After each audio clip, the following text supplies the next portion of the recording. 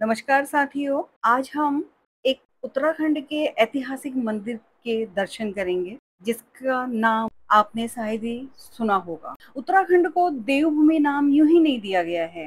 यहाँ प्राचीन काल से ही कई ऐसे मंदिर स्थित हैं, जिनको आज भी बहुत मान्यता मिली है। इसमें बद्रीनाथ, केदारनाथ, हरिद्वार, तुंगनाथ ऐतिहासिक मंदिर हैं। इनमें से एक मंदिर है जो कि हल्द्वानी के काठ गोदाम से 2 किलोमीटर दूर स्थित मां जिया रानी का मंदिर है।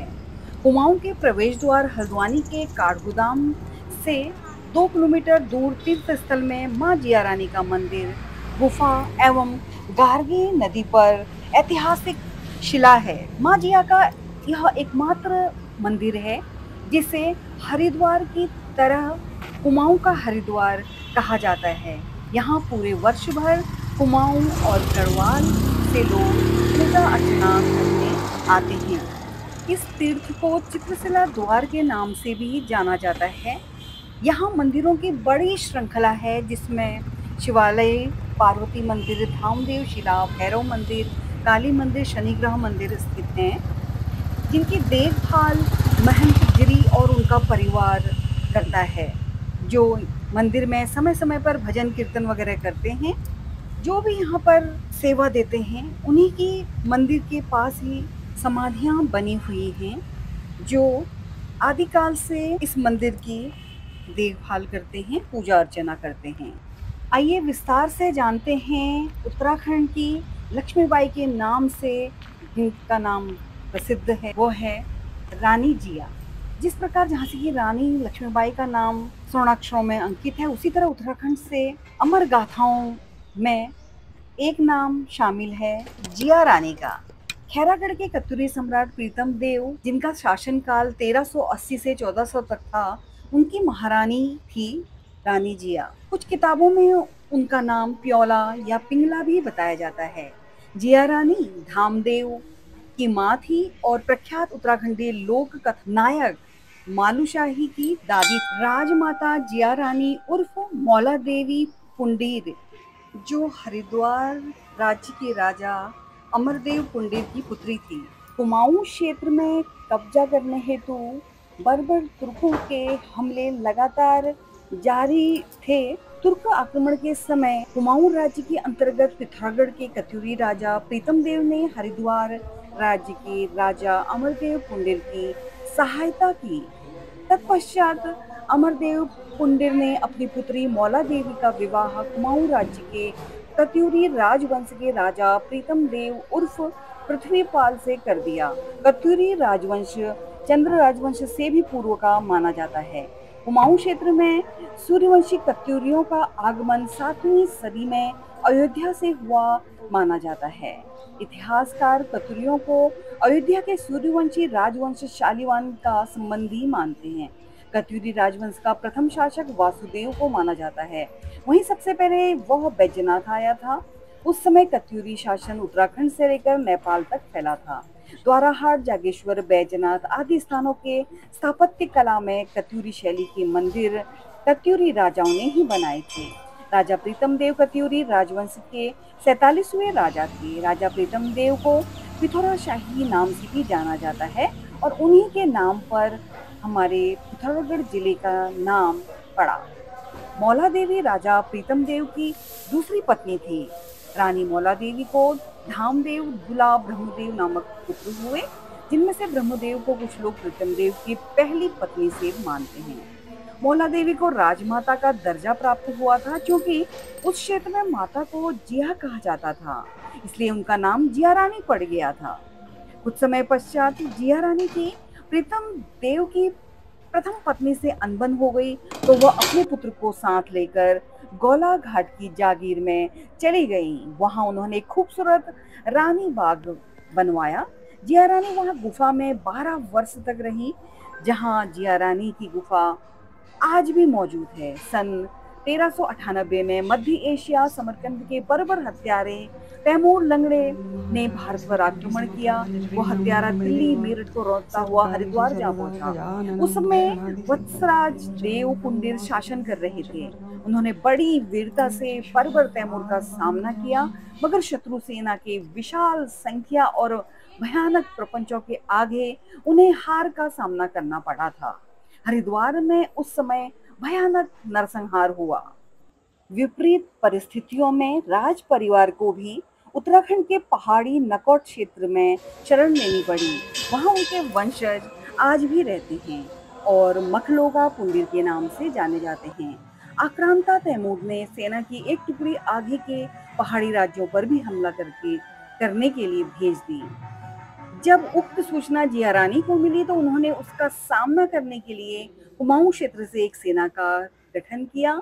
हत्यारे तैमूर की विशाल संख्या में मुस्लिम सेना और जिया रानी की सेना के मध्य रानीबाग क्षेत्र में भीषण युद्ध हुआ, जिसमें आक्रमणकारी तैमूर की मुस्लिम सेना की बुरी तरह से हार हुई। इस विजय के पश्चात जिया रानी के सैनिक कुछ निश्चिंत से हो गए, परंतु उसी समय वहां दूसरी अतिरिक्त आक्रांताओं की मुस्लिम सेना आ पहुंची, जिससे विपरीत परिस्थितियों में जिया रानी की सेना की हार हुई। राजा प्रीतम देव को जब इस आक्रमण की सूचना मिली तो वे स्वयं सेना लेकर आए और आक्रांता मुस्लिम हमलावरों को बुरी तरह से मार भगाया। इसके बाद राजा प्रीतम देव जिया रानी को पिथौरागढ़ ले आए। प्रीतम देव की मृत्यु के बाद जिया रानी मौला देवी ने अपने बेटे धामदेव के संरक्षक के रूप में भी शासन किया था। उत्तराखंड राज्य में जिया रानी की गुफा के बारे में काफी कथाएं प्रचलित हैं कि कत्यूरी राजा पृथ्वीपाल उर्फ प्रीतम देव की पत्नी राजा रानी जिया यहाँ चित्रकेश्वर महादेव के दर्शन करने आई थी। वह बेहद सुंदर थी। जैसे ही रानी नहाने के लिए गौला नदी में पहुंची तो वैसे ही आक्रांताओं की मुस्लिम सेना ने वहां घेरा डाल दिया। जिया रानी महान शिव भक्त और पति भक्त महिला थी।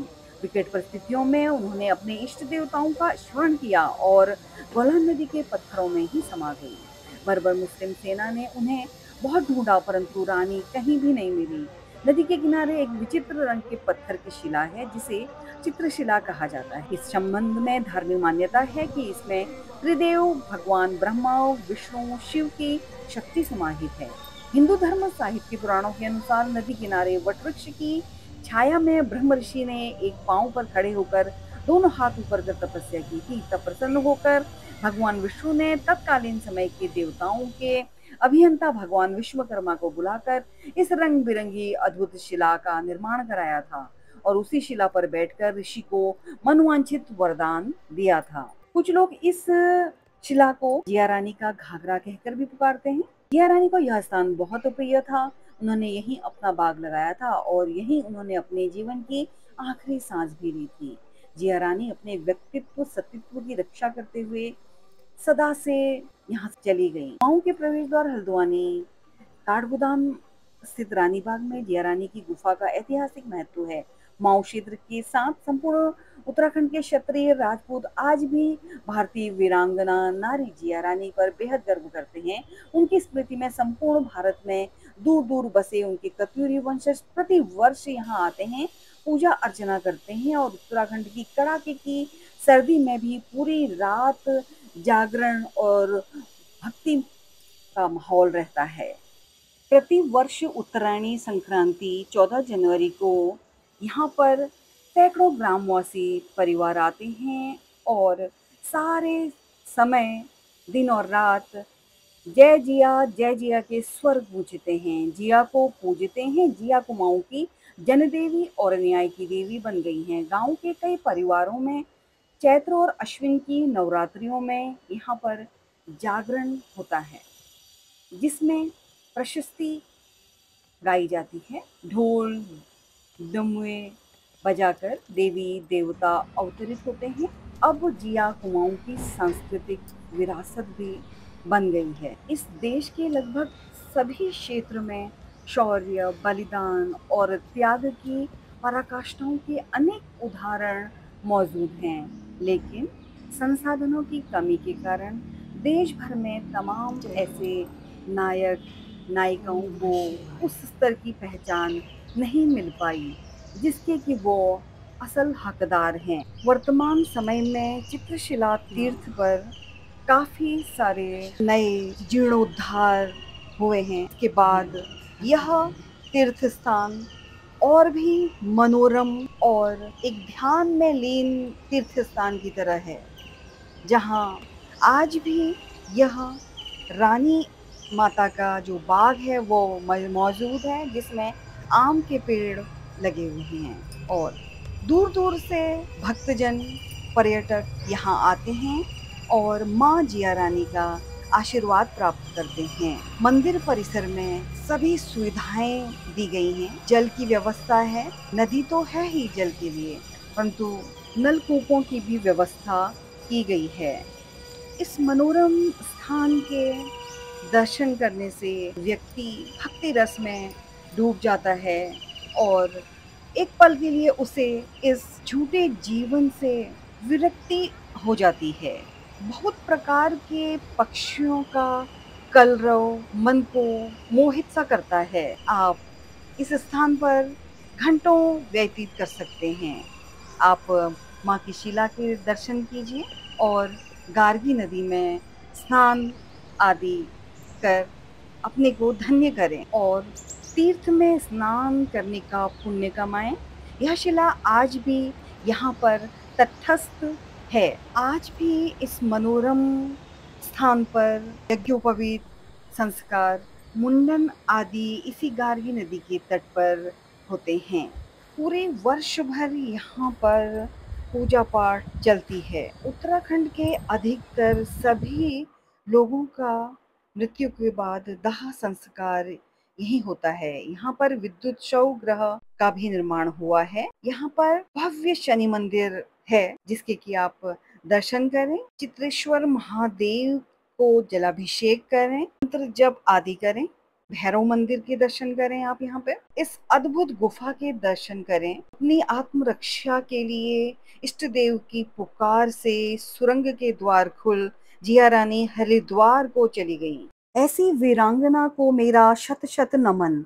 जय देवभूमि उत्तराखंड, जय हो इष्ट देवाय। चित्रेश्वर महादेव की जय हो। काल हर दुख हर दरिद्र हर नमः पार्वती पतिये हर हर महादेव। सभी पर माता जिया रानी का आशीर्वाद बरसे। ऐसे ही रोमांच से भरी धार्मिक जानकारी के लिए आप मेरे चैनल को सब्सक्राइब करें। धन्यवाद।